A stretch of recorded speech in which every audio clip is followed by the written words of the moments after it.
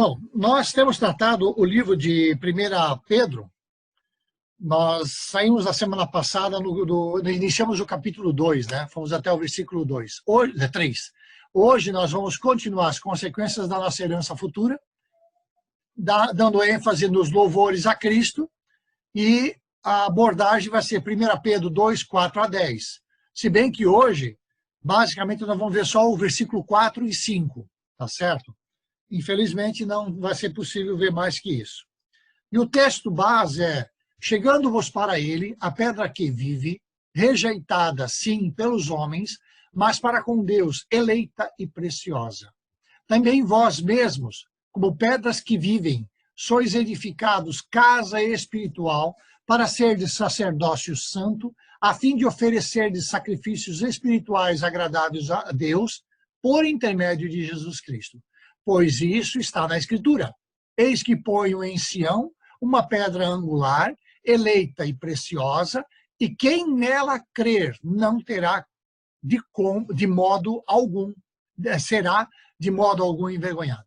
Para vós outros, portanto, os que credes, é a preciosidade, mas para os descrentes, a pedra que os construtores rejeitaram, essa veio a ser a principal pedra angular, e pedra de tropeço e rocha de ofensa.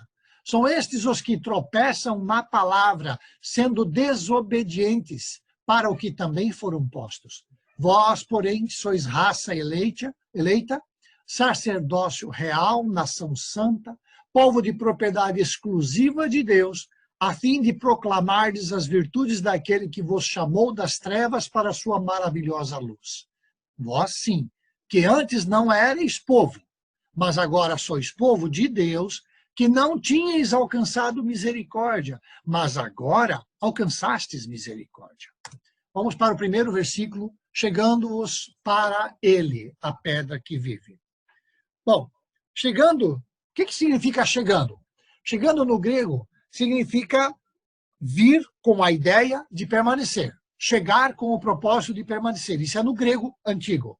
No texto que Pedro está escrevendo, significa permanecer na presença de Cristo com uma comunhão íntima. Isso nós podemos ter uma melhor clareza agora aqui em João 15, 5 a 15, que diz assim: eu sou a videira, vós os ramos. Quem permanece em mim e eu nele, esse dá muito fruto, porque sem mim nada podeis fazer. Se alguém não permanecer em mim, será lançado fora, à semelhança do ramo, e secará, e o apanham, lançam no fogo e o queimam. Se permanecerdes em mim, e as minhas palavras permanecerem em vós, pedireis o que quiserdes, e vos será feito. Nisto é glorificado meu Pai, em que deis muito fruto, e assim vos tornareis meus discípulos. Como o Pai me amou, também eu vos amei. Permanecei no meu amor. Se guardardes os meus mandamentos, permanecereis no meu amor, assim como também eu tenho guardado os mandamentos de meu Pai, e no seu amor permaneço. Tenho-vos dito estas coisas, para que o meu gozo esteja em vós, e o vosso gozo seja completo. O gozo é alegria, tá? O meu mandamento é este, que vos ameis uns aos outros, assim como eu vos amei. Ninguém tem maior amor do que este, de dar a alguém a própria vida em favor dos seus amigos. Vós sois meus amigos, se fazeis o que eu vos mando. Já não vos chamo servos, porque o servo não sabe o que faz o seu senhor, mas tenho-vos chamado amigos, porque tudo quanto ouvi de meu Pai vos tenho dado a conhecer. Só esse texto de João 15 já faz uma pregação, já tem material suficiente para nós trabalharmos aqui. Só que a ênfase é chegar a Deus. Para que mais chegar a Deus do que um ramo ligado à videira? Né? Eu sou a videira, vós os ramos. Quer coisa mais ligada, quer coisa mais dependente do que isso? É impossível ter coisa mais dependente do que isso. Ou seja, a necessidade que nós temos de recebermos da seiva do nosso Senhor. Tá? Então nós precisamos nos achegar, chegando-vos para ele, chegando para Cristo, ou seja, nós precisamos decidir tomar uma ação, né? E não só chegar, mas permanecer. Porque nós temos uma série de versículos, por exemplo, 1 Tessalonicenses capítulo 1, verso 8, que diz que Jesus se manifestará contra aqueles que não conhecem, mas também contra aqueles que não obedecem. Se não obedece, é porque teve contato com a palavra e optou em não obedecer, optou em não permanecer.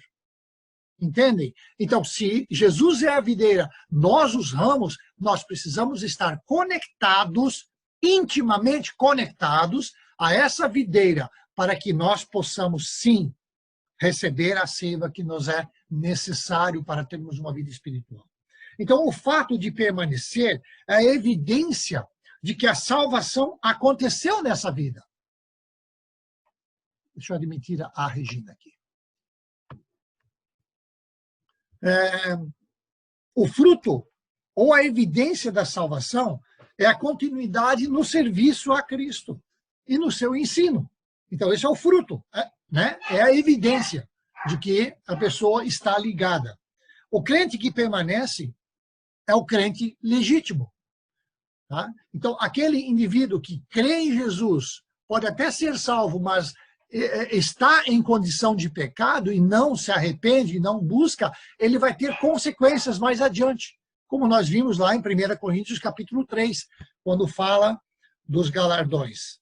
Então, o crente que permanece é o único crente legítimo, ok? Permanecer e crer na verdade tratam da mesma questão, a salvação genuína.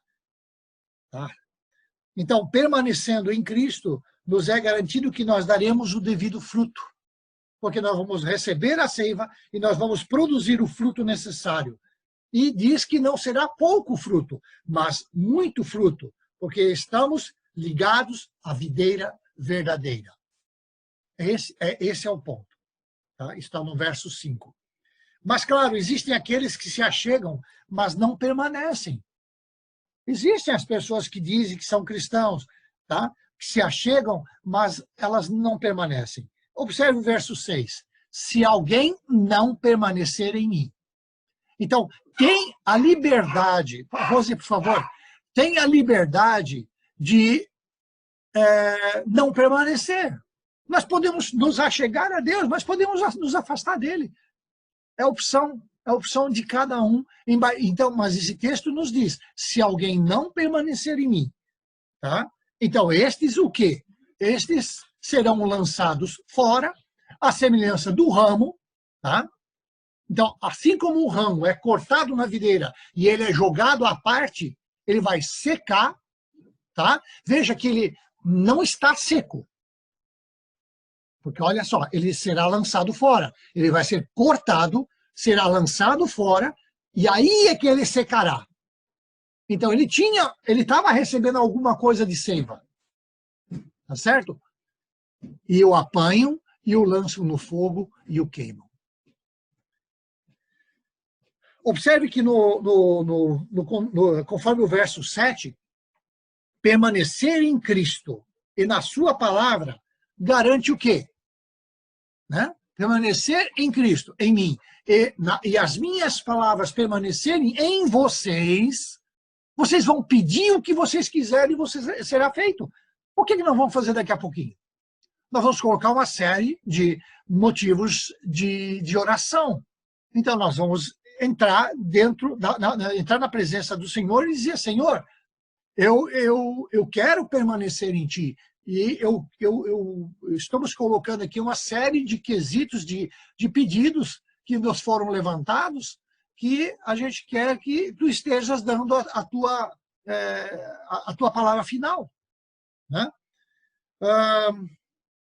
Veja que obediência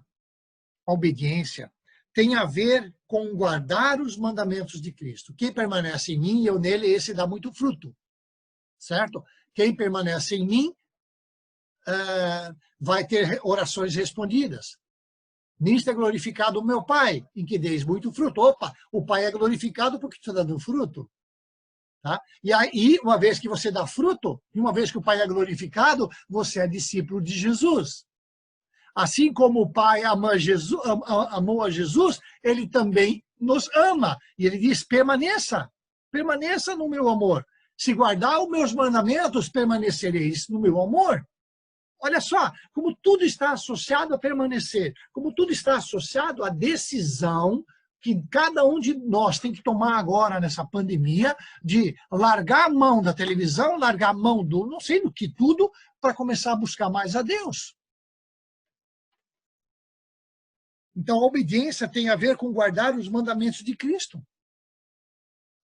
Assim, procedendo, estamos no amor de Cristo e, em consequência, estamos glorificando o Pai, tá? Pois estamos dando muito fruto, como já li há pouquinho no versículo 8. A pedra que vive. A pedra que vive. Chegando-vos para ele. Ele quem? Jesus. Aí ele diz, a pedra que vive. Agora, o que é essa pedra? É uma metáfora. Tá? É uma metáfora. O que é uma metáfora? É uma figura de linguagem que se utiliza de comparações. Aquele rapaz é um gato, é um pão, né? Aquela menina é uma flor. Ela é uma flor? Não. Ela é tão linda quanto uma flor. Aquele rapaz é um gato. Ele é tão lindo quanto um gato, ou tão charmoso, tão vistoso quanto um gato. Tá certo? Assim, a pedra que vive é uma figura de linguagem. Não que Jesus seja uma pedra literal, tá certo? Mas ele é um fundamento, tá? A partir do qual a vida se manifesta. Entenderam? Então, essa metáfora, ela dá ênfase de que Cristo vive, que Cristo é a pedra angular, tá? Eleita, preciosa. Isso está lá no versículo 6. A pedra que os construtores rejeitaram e que se tornou a pedra angular, está no verso 7. E a pedra de tropeço e rocha de ofensa, está no verso 8. Então, veja, fala muito de pedra. A pedra, o fundamento, a base, a pedra angular, tá certo? Pela qual, em cima da qual é construída a igreja, é construída a salvação. Ok. Agora veja que, chegando-vos para ele, essa pedra que vive, é Jesus, né? Ele é rejeitado. Rejeitado.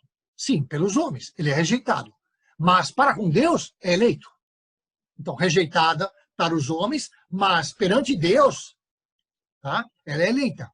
Essa pedra é eleita. Deus determinou assim, Jesus Cristo é que vai ser o Salvador e vai ser dessa maneira que vai acontecer. Então, no verso 7, os líderes judeus, chamados de construtores, avaliaram a obra de Jesus, rejeitaram as credenciais que Jesus tinha de Messias, tá?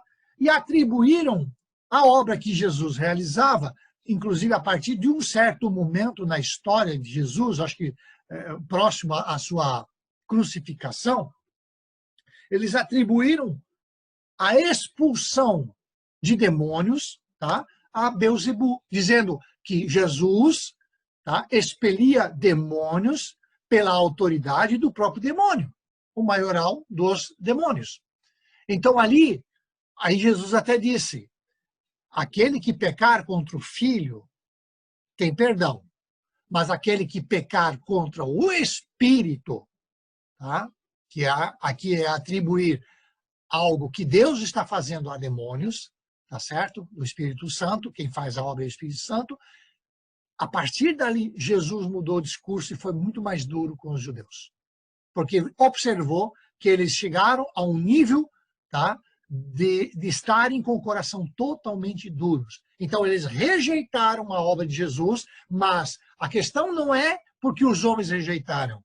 A questão é que Deus elegeu esta pedra, Jesus, para a salvação. O que importa aqui é Jesus. Não é porque alguém diz assim que Deus não existe. Se alguém disser que Deus não existe, Deus continua sendo Deus.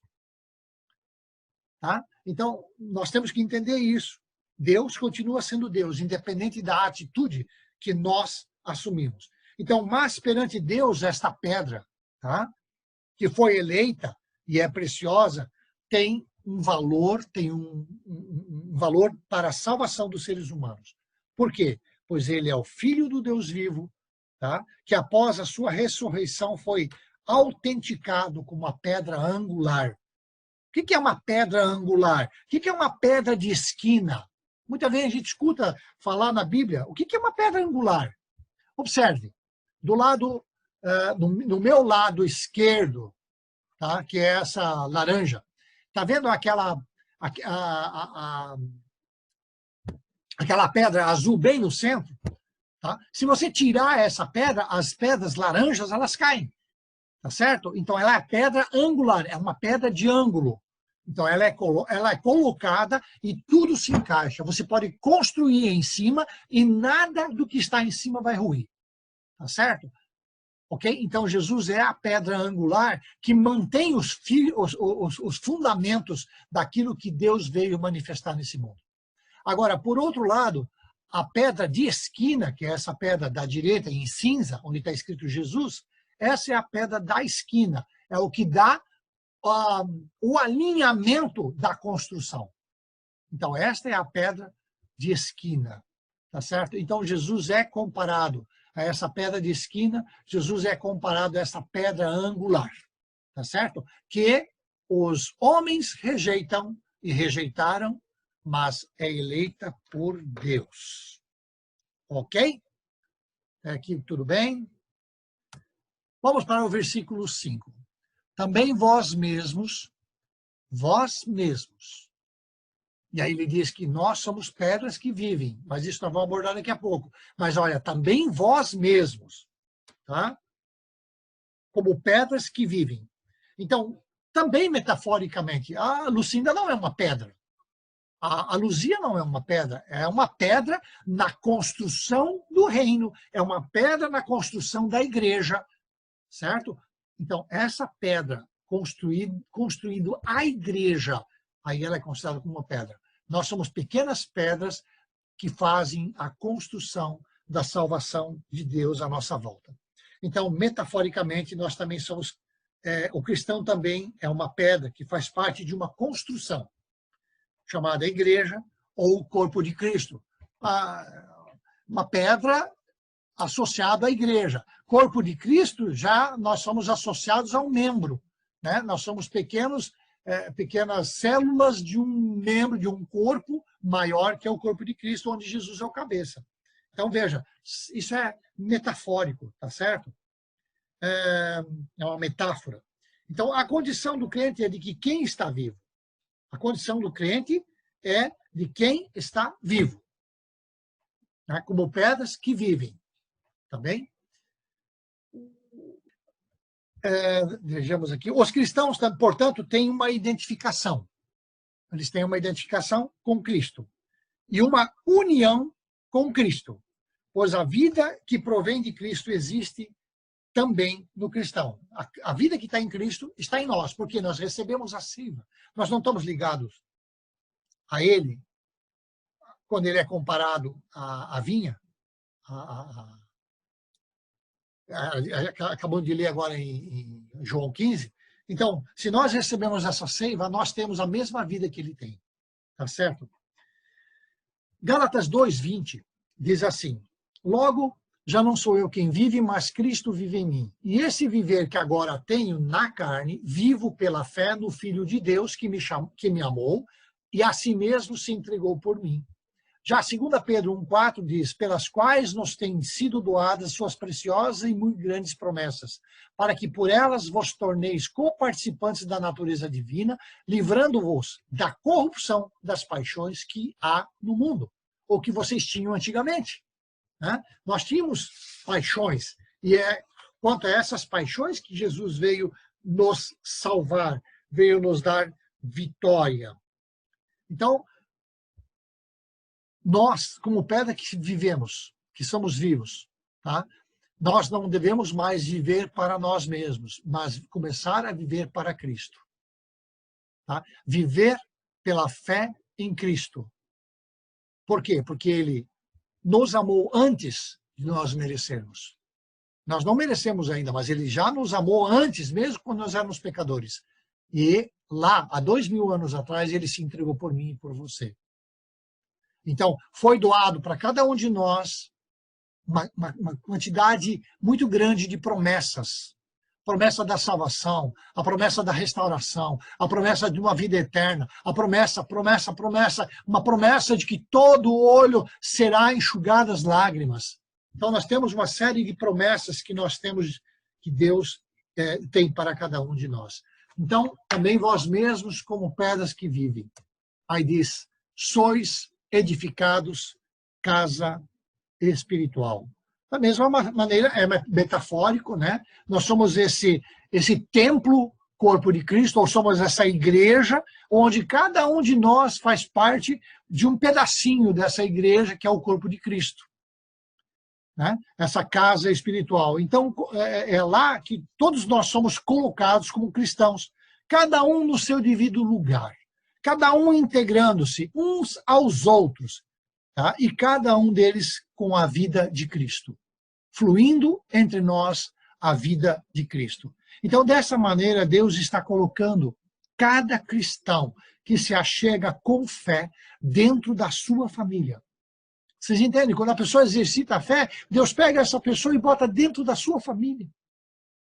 Tá? Nós temos agora um Pai celestial, né? Deixamos de ser estrangeiros, deixamos de ser peregrinos e passamos a ser concidadão, ou seja, cidadão da mesma categoria dos demais cidadãos que são santos. A Jaqueline é tão santa quanto a pessoa mais santa dentro da igreja, do corpo de Cristo. Tá? Isso é verdadeiro para a Zilda, isso é verdadeiro para mim, isso é verdadeiro para todos nós. Porque aos olhos de Deus nós somos santos. Pois bem. Em Efésios 2,19, diz assim, assim já não sois estrangeiros, já não sois peregrinos, mas vocês são concidadãos dos santos e são da família de Deus. Considere-se, Sueli, considere-se parte da família de Deus. De um Deus que te ama, de um Deus que quer te acolher, quer te envolver cada vez mais. Mas também isso é verdadeiro, tá? Para a Valdete, isso é verdadeiro para a Regina, para a Dona Linda. Né? Nós também temos em Hebreus 3,6, Cristo, porém, como filho em sua casa, a qual casa somos nós, se guardarmos firme até ao fim a ousadia e a exultação da esperança. Qual é a última coisa que morre conosco, quando nós morrermos? Se nós chegarmos não chegarmos ao arrebatamento, mas chegarmos a morrer. A última coisa, a única coisa que tem que chegar conosco é a esperança. A esperança. Sim, o exercício da fé, né? A fé nos ajuda a manter essa esperança. Então, a fé e a esperança trabalham juntos. Mas a exultação da esperança, nós precisamos ter esperança de que aquilo que foi prometido, Deus vai cumprir. Tá? Né? E ele diz assim, a qual casa somos nós? Se é condicional. Ou seja, você pode sair dessa casa quando você quiser. Se guardarmos firme até o fim. A ousadia e a exultação da esperança. Tá certo? Então, nós temos um desafio para a nossa vida.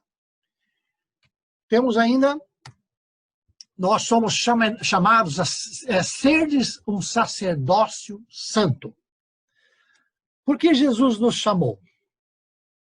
Tanto ele quanto o Pai têm um propósito para nos chamar. Ó, espiritual, para serdes sacerdócio santo. Então, ele chamou com um propósito, tá? Para sermos um sacerdócio santo. Se vamos nos achegar a Cristo, a Deus, e permanecer nele, é uma resposta que cada um vai dar, certo? Você vai dar, eu vou dar, cada um de nós, é individual. Eu não posso dar essa resposta por vocês.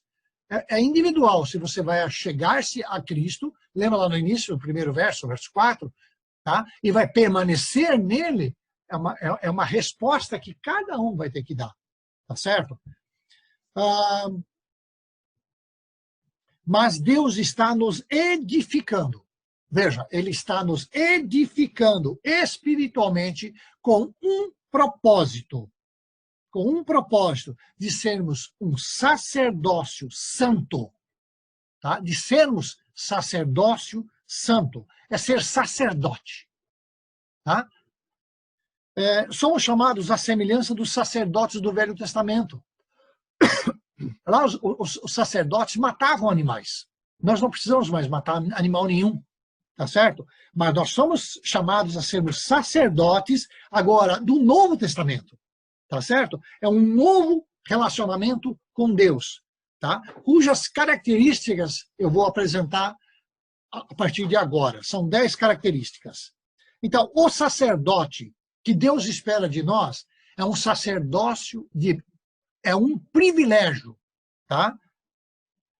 Que nós temos como eleitos de Deus. É um privilégio que nós temos, tá? Ele te chamou para ser uma pessoa convertida, aceitar Jesus, e ao mesmo tempo ele te coloca para ser um sacerdócio santo, puro. Você, né? Então é um privilégio que você tem. Em João 15:16 diz: não fostes vós que me escolhestes a mim. Pelo contrário, eu vos escolhi a vós outros e vos designei para que vocês vão e deem fruto. E o vosso fruto permaneça, a fim de que tudo quanto vocês pedirem ao Pai em meu nome, vô-lo conceda.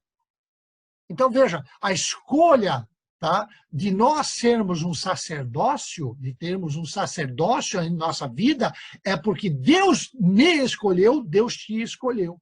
Todo convertido, ele precisa ser um sacerdócio santo, tá? Com um propósito. Nós já vamos ver qual é esse propósito. Mas nós precisamos entender que isto é um privilégio. Daqui a pouco já vai cair a conexão, tá? Então, nós precisamos entender, tá, de que esse é o chamado que Deus tem para nós. Não é só dizer assim, eu me converti, aceitei a Jesus e vou viver em função de ir na igreja de vez em quando. Não, não é isso. Nós precisamos ser sacerdócio santo, a fim de oferecer sacrifícios espirituais agradáveis a Deus por intermédio de Jesus Cristo. Então, veja, não terminou.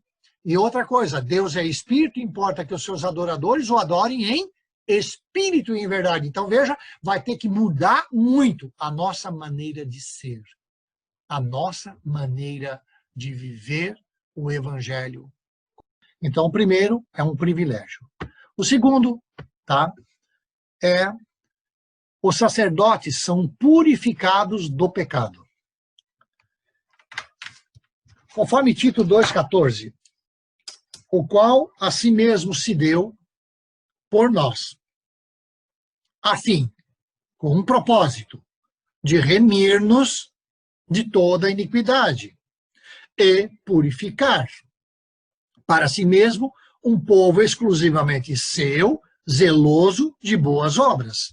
Então veja que Jesus é quem pagou o preço para nos remir, para nos resgatar.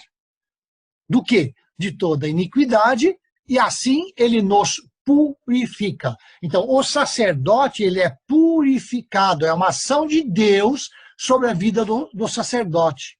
Tá? Quem nos purifica é Jesus Cristo. A terceira, os sacerdotes são revestidos para o serviço. Tá? Veja, não adianta só purificar, precisa haver um revestimento, precisa haver roupas, né, que estejam limpas, roupas que estejam em condições de serem usadas no sacerdócio. Então, os sacerdotes, eles são revestidos para o serviço, tá? E quem faz isso é Deus. Nós podemos ver isso no Salmo 132, versículo 9 e versículo 16. Vistam-se de justiça os teus sacerdotes e exultem os teus fiéis. Qual é a roupa? Qual é a vestimenta? A vestimenta que o sacerdote usa não são feitas de tecido, mas de atitudes baseadas na justiça, tá? E nos vestidos de salvação. Vestirei de salvação os seus sacerdotes, e de júbilo exaltarão os seus fiéis. Esse revestimento também vem de Deus sobre o teu sacerdócio. Ah, mas eu tenho pecados. Todo mundo tem. Estar consciente deles é muito importante. Por quê? Porque aí você vai se derramar na presença de Deus e você vai se posicionar da maneira correta sem julgar o teu irmão de fé. Porque você sabe que você também tem fraquezas. Então, de certa maneira, isso é bom, mas esse revestimento vem, tá?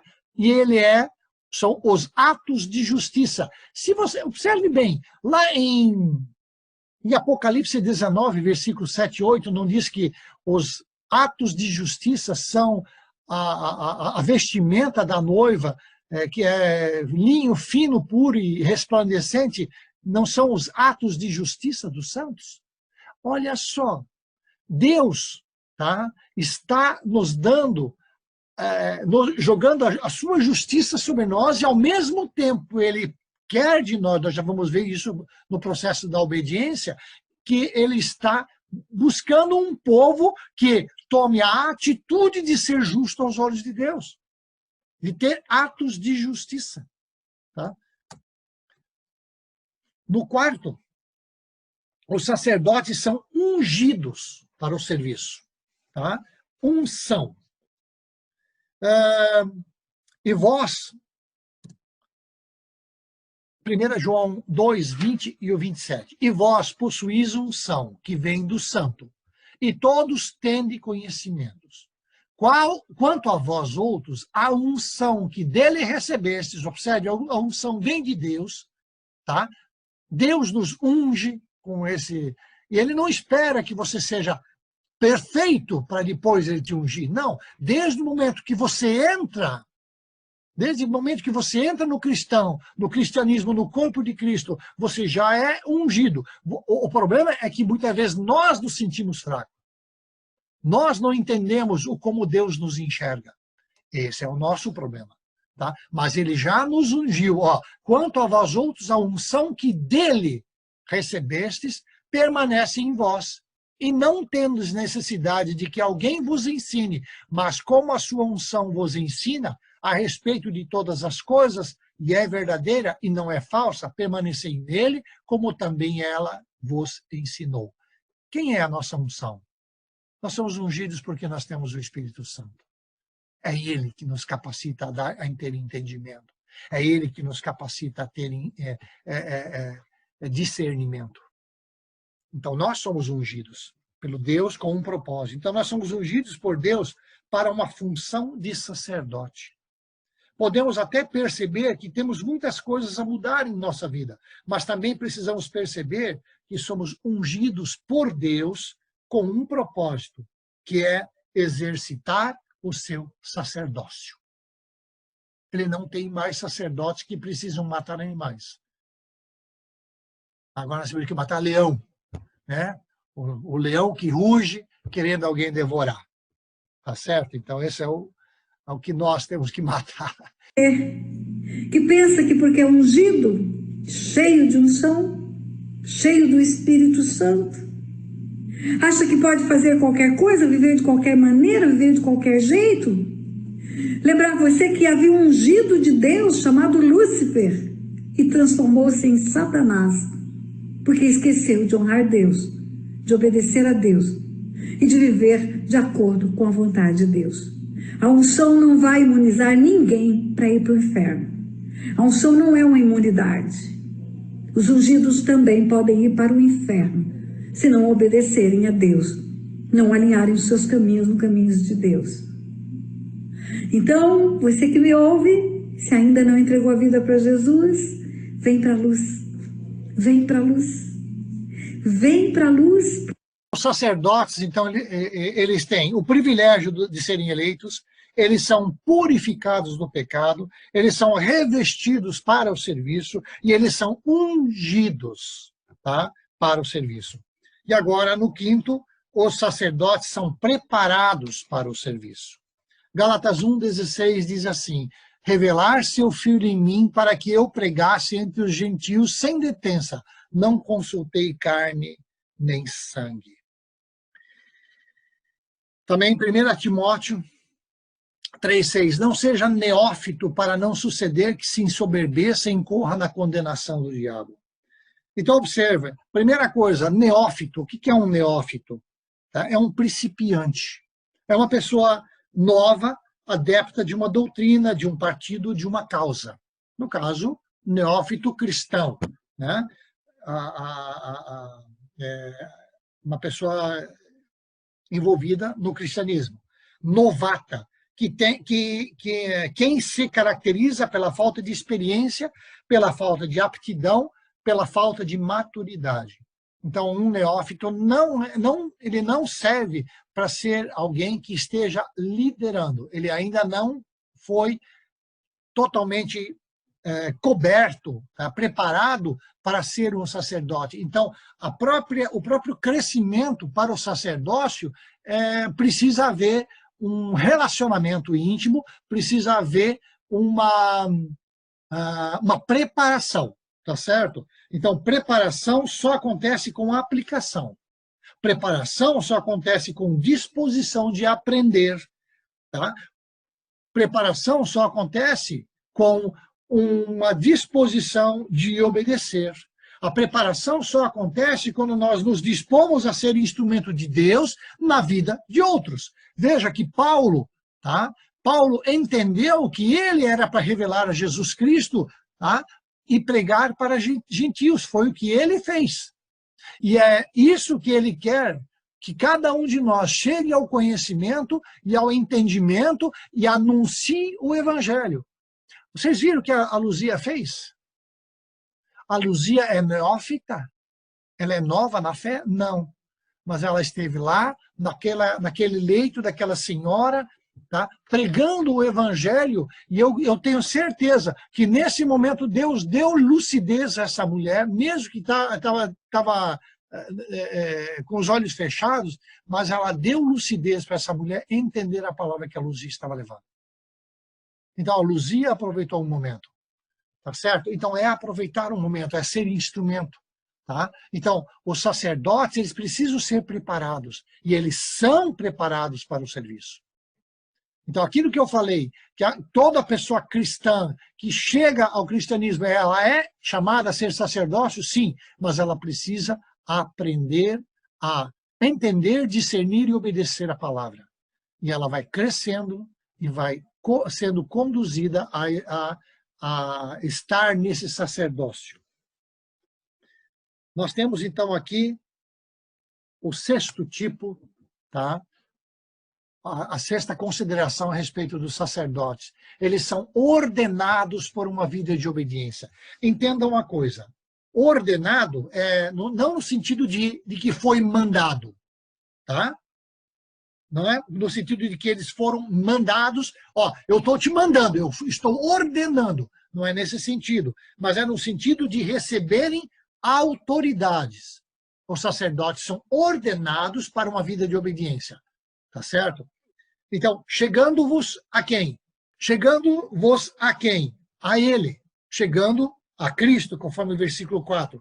Todo cristão é chamado a obedecer e a tomar a ação de chegar-se a Jesus, a pedra que vive. Essa atitude de buscar a Jesus Cristo e manter-se em sua presença transforma o coração da pessoa, daquela pessoa que está buscando. E ele obedecendo aquilo que for revelado, vai transformar a sua vida e poderá exercer o seu sacerdócio com autoridade. O que a obediência faz com a nossa alma? Ela limpa a nossa alma, né? Ela santifica, ela purifica a nossa alma, a obediência. E cada vez mais, quando a gente obedece, mais nós vamos poder ter autoridade para viver sobre essa vida de obediência. Então, em Levítico 10:3, quando Deus mata os sacerdotes Adab e Abiú, eles eram filhos de Arão, porque eles foram mortos? Porque eles levaram fogo estranho no altar. Tá?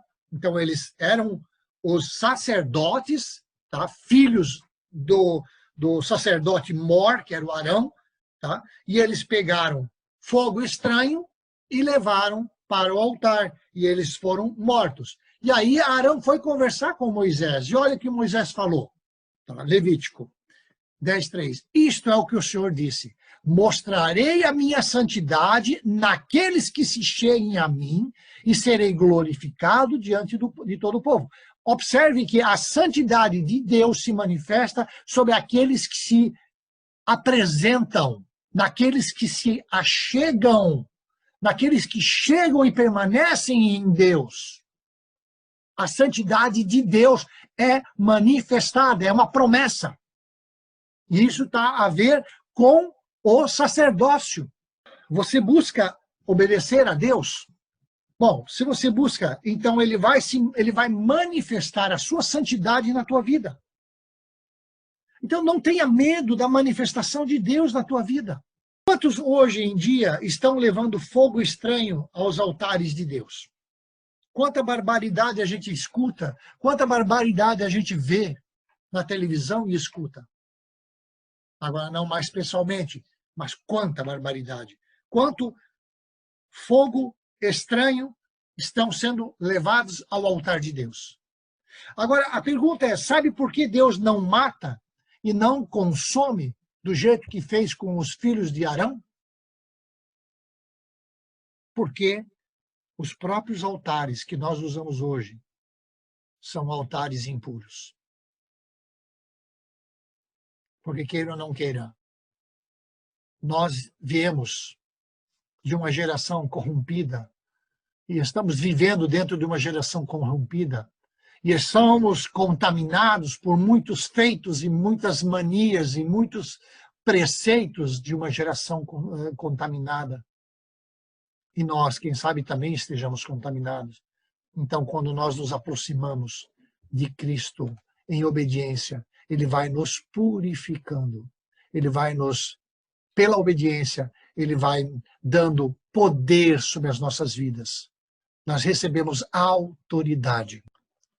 Sétima, os sacerdotes devem honrar a palavra de Deus. A palavra de Deus precisa ser honrada.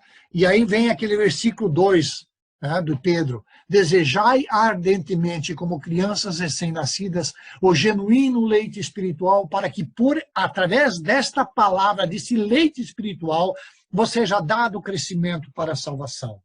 Honrar a palavra é desejá-la no íntimo do coração. É permitir que a primazia da palavra se manifeste em nossos atos, em nossas atitudes. E com esse procedimento nós estamos honrando a palavra do Deus vivo, que é o próprio Senhor Jesus Cristo manifesto e ressurreto entre os viventes. Já Malaquias 2:7 diz outra coisa, porque os lábios do sacerdote devem guardar o conhecimento e da sua boca devem os homens procurar a instrução, porque ele é mensageiro do Senhor dos Exércitos. Então veja que nós precisamos entender que o sacerdote representa Deus, representa, no caso, Jesus, perante as demais pessoas. E Deus espera que dos nossos lábios, tá, de seus sacerdotes, saiam palavras de sabedoria e saiam palavras de instrução. E como a gente tem pecado, eu tenho pecado nesse sentido. Isto pela prática.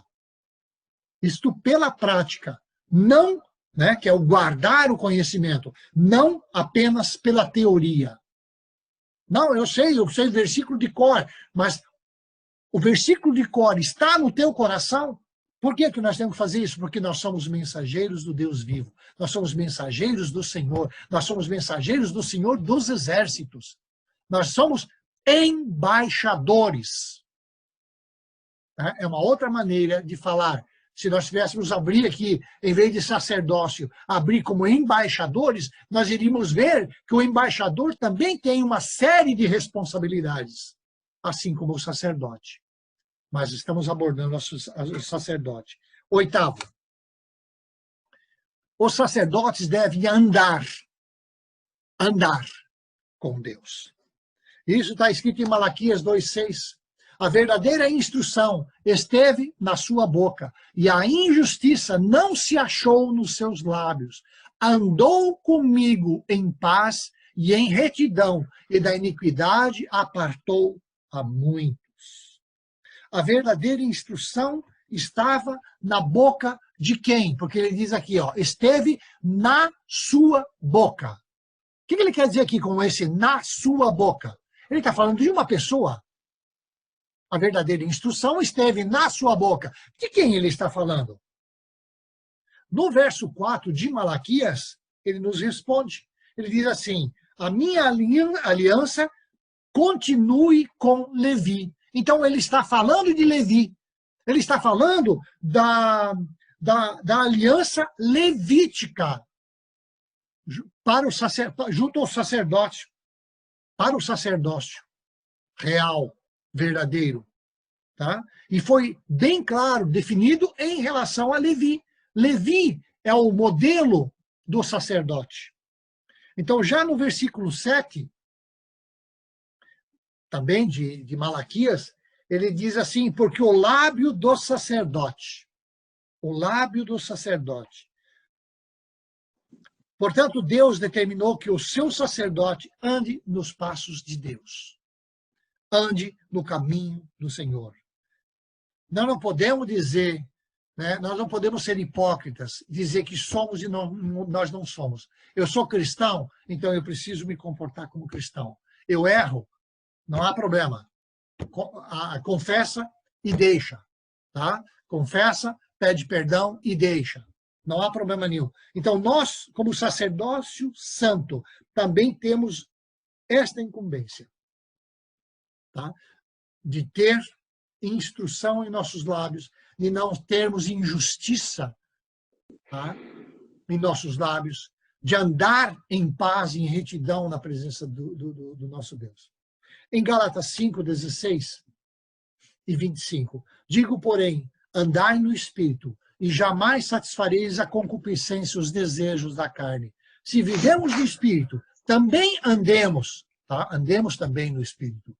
Você é espiritual? Então você é convidado a andar em Espírito, na dependência do Espírito Santo. E se você tem o Espírito, alguém está com o som aberto. Se você está andando em Espírito, então entenda que a concupiscência da carne não vai prevalecer em tua vida. Os sacerdotes devem influenciar os pecadores. Isso é o nosso chamado. Tá? Malaquias 2,6. A verdadeira instrução esteve na sua boca, e a injustiça não se achou nos seus lábios. Andou comigo em paz, e em retidão e na iniquidade apartou a muitos. A influência de Levi, a influência do sacerdócio, com a sua justiça, paz e retidão, afastaram muitos da iniquidade. O propósito de nós sermos santos, o propósito de nós exercermos esse sacerdócio santo, é para que nós possamos ser um instrumento de Deus na vida de outros, e fazendo com que outros, né, pelo testemunho da nossa vida, possamos ajudar outros a saírem do engano. Paulo, olha só o que Paulo fala. Irmão, se alguém for submeter a alguma falta, vós que sois espirituais, corrigi-o com espírito de brandura. E guarda-te para que não sejas também tentado. Levai as cargas uns dos outros, e assim cumprireis a lei de Cristo. Porque se alguém julga ser alguma coisa, não sendo nada, a si mesmo se engana. Ou seja, nós precisamos olhar com amor, nós precisamos olhar, nos enxergar como espirituais, exercer o amor, tá? E ajudar aqueles que pecam, repreendendo-os, corrigindo-os com o espírito de brandura. Nós precisamos influenciar as pessoas. Agora, vamos ser bem honestos, quando alguém erra, a gente não tem, principalmente a gente que procura não errar, o que a gente faz? A gente bota o pé no pescoço do outro. Tá? E quando ele está que nem aquele cara lá nos Estados Unidos, não podendo mais nem respirar, tá? Nós ainda vamos pensar se vamos tirar o pé do pescoço do cara. Então ele sai totalmente desgostoso da igreja, porque lá, em vez de receber o devido apoio e a cobertura que ele precisava, e ele simplesmente sai escorraçado. Então nós precisamos corrigir, nós precisamos repreender, mas com amor, com brandura. E tudo isso sob o prisma de que nós mesmos corremos o risco de sermos tentados, e que venhamos nós mesmos a cair. E por último, 10º, os sacerdotes devem ser mensageiros de Deus. Malaquias 2,7. Porque os lábios do sacerdote devem guardar o conhecimento e da sua boca devem os homens procurar a instrução, porque ele é mensageiro do Senhor dos Exércitos.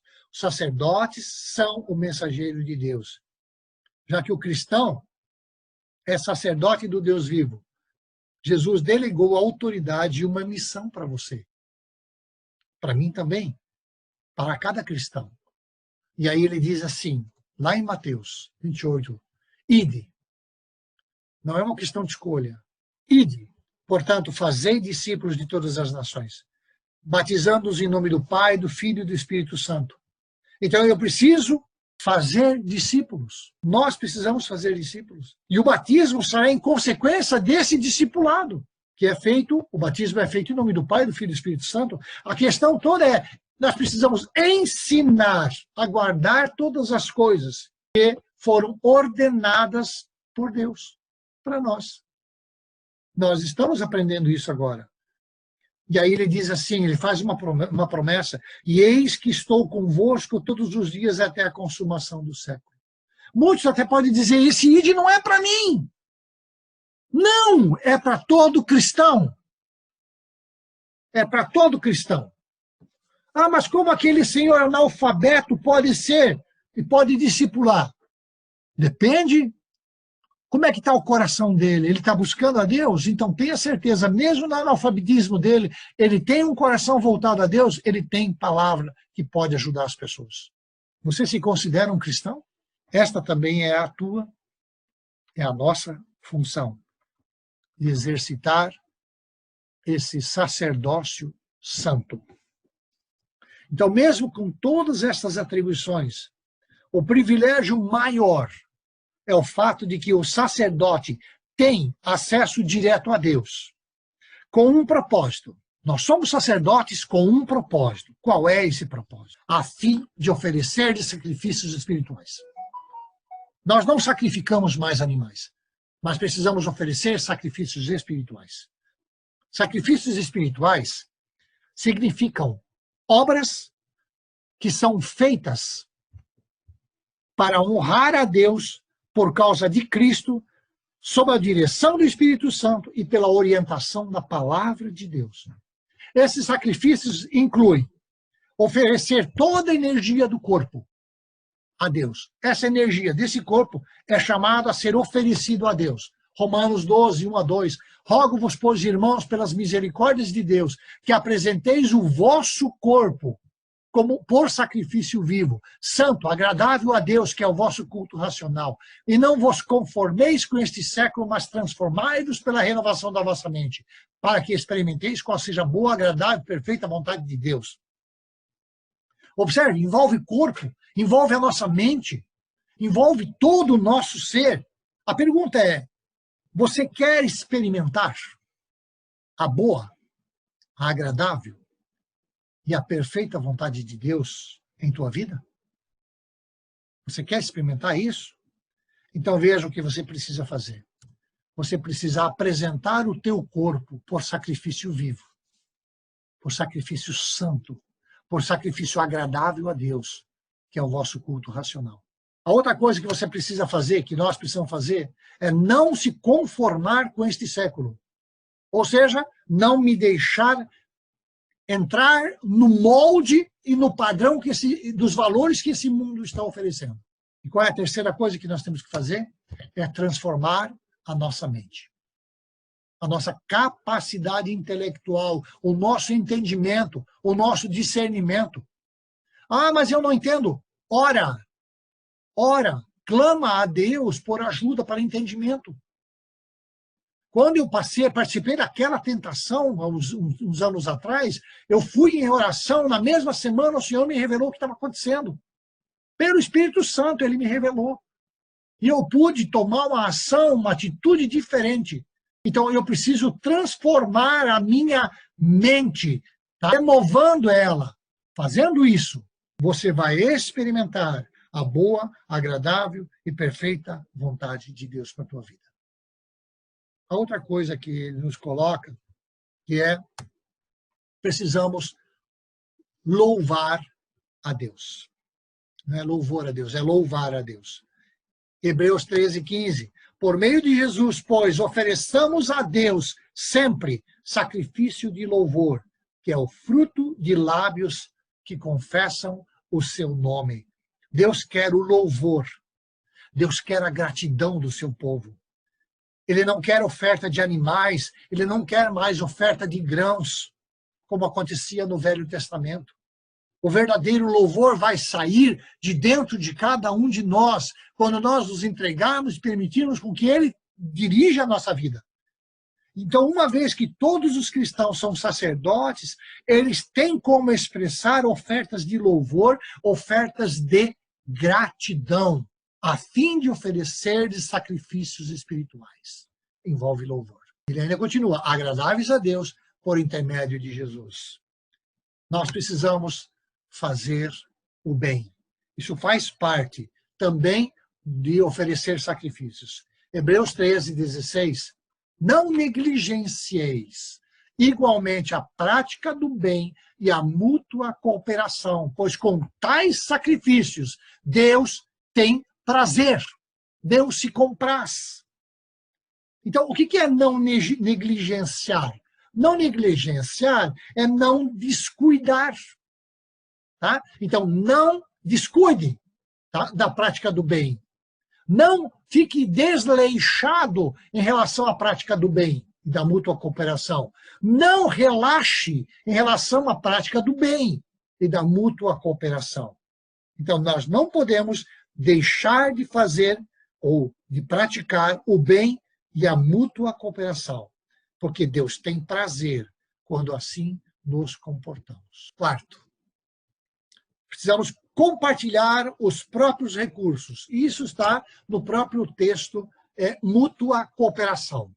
Tá certo? Compartilhar os próprios recursos é mútua cooperação. Eu coopero com o Alicir coopera comigo. Nós cooperamos entre nós. E temos eu lembrei de um texto agora que disse assim, e principalmente dos da família, né? Dos que creem. Principalmente dos da família dos que creem. Eu não lembro agora onde está esse versículo, me perdoem. 5.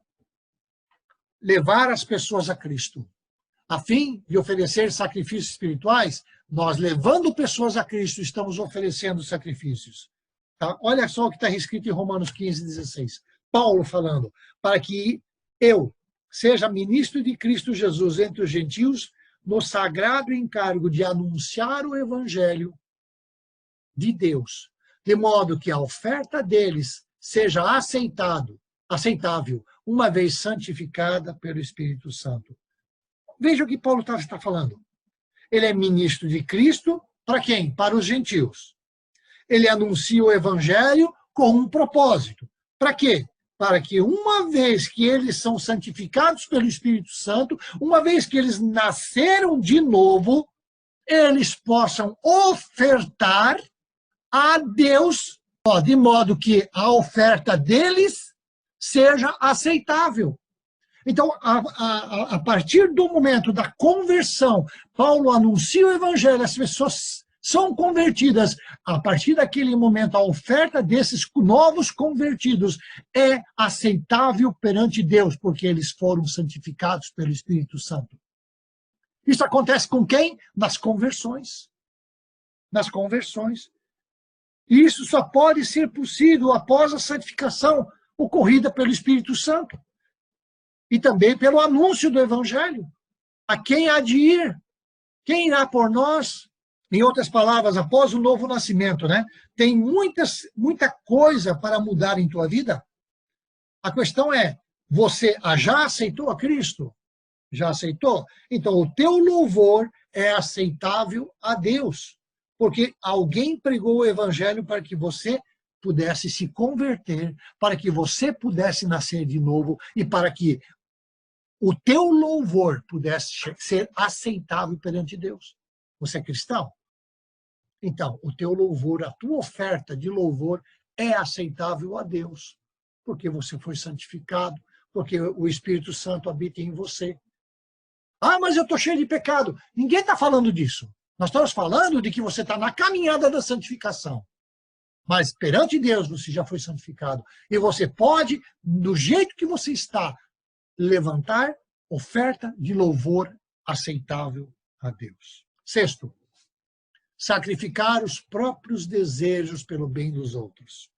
Aqui eu acho que é um pepino aqui, né? Aqui eu acho que é um pouco mais complicado, mas Efésios 5:2 diz: andai em amor, como também Cristo nos amou e se entregou.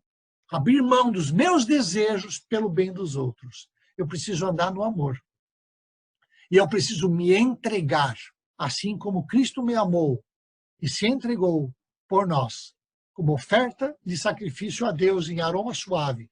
Assim nós também precisamos abrir o nosso coração, abrir mão dos nossos desejos, das nossas vontades, para ser instrumento de Deus na vida de outros. Então, andar no amor é uma decisão, é uma prática e envolve abrir mão da sua vontade em prol da necessidade de outras pessoas. E por último, que eu acho que é a grande falha do cristianismo hoje, é orar.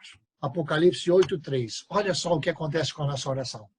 Veio outro anjo e ficou de pé junto ao altar, com um incensário de ouro, e foi-lhe dado muito incenso para oferecê-lo com as orações de todos os santos sobre o altar de ouro que se acha diante do trono. Você tem o Espírito Santo habitando em você? Ou melhor, você já aceitou a Jesus Cristo como Senhor da tua vida? Responda para você, sim. Então você já tem o Espírito Santo. E observe que a oração, veio outro anjo e ficou de pé junto ao altar com um incensário de ouro e foi-lhe dado muito incenso para oferecê-lo com as orações de todos os santos sobre o altar de ouro que se acha diante do trono. As nossas orações, quando sinceras, elas não caem em esquecimento. Elas são guardadas em incensários de ouro junto ao altar de Deus. E ele vai ser oferecido no altar de Deus, as nossas orações. Desde a oração mais simples, até a oração mais elaborada, sendo exercitada com fé, isso faz parte da ação e da atitude que todo crente precisa ter. Hábitos. Orar faz parte de um hábito. Nós precisamos entender isso. E você começa, no início você vai ter que lutar contra a tua vontade. Mas com o tempo você vai observar que você vai sentir desejo de orar com mais frequência, tá? De assumir um certo horário. Isso não é fácil. Se fosse fácil, todo mundo estaria orando. Então nós precisamos entender que a oração faz parte do sacrifício espiritual que nós somos chamados a exercitar. E por último, nós temos oferecer sacerdócios espirituais, tá, agradáveis a Deus por intermédio de Jesus Cristo. Tem que ser agradável a Deus e tudo passa por Jesus Cristo. Então, como sacerdotes, nós devemos oferecer sacrifícios espirituais agradáveis a Deus. E tudo deve ser feito por intermédio de Jesus Cristo. Sem Cristo, não estaríamos reunidos neste momento. Sem Cristo, não teríamos a promessa da redenção. Sem Cristo, não seríamos filhos do Deus Altíssimo, onde Jesus Cristo é o nosso irmão mais velho, o primogênito, né? Que as palavras dos meus lábios e o meditar do meu coração sejam agradáveis na tua presença, ó Senhor. Isso é um hino, né? Que as palavras dos meus lábios e o meditar do meu coração sejam agradáveis na tua presença, ó Senhor. A Deus, a Cristo, toda a honra, toda a glória, toda a exaltação. Então, também vós mesmos, como pedras que vivem sois edificados, casa espiritual. Edificados é sendo construídos, para serdes, com o propósito de serdes sacerdócio santo. O objetivo é ser sacerdote, com o propósito de oferecer sacrifícios espirituais agradáveis a Deus, tudo por intermédio de Jesus. Amém.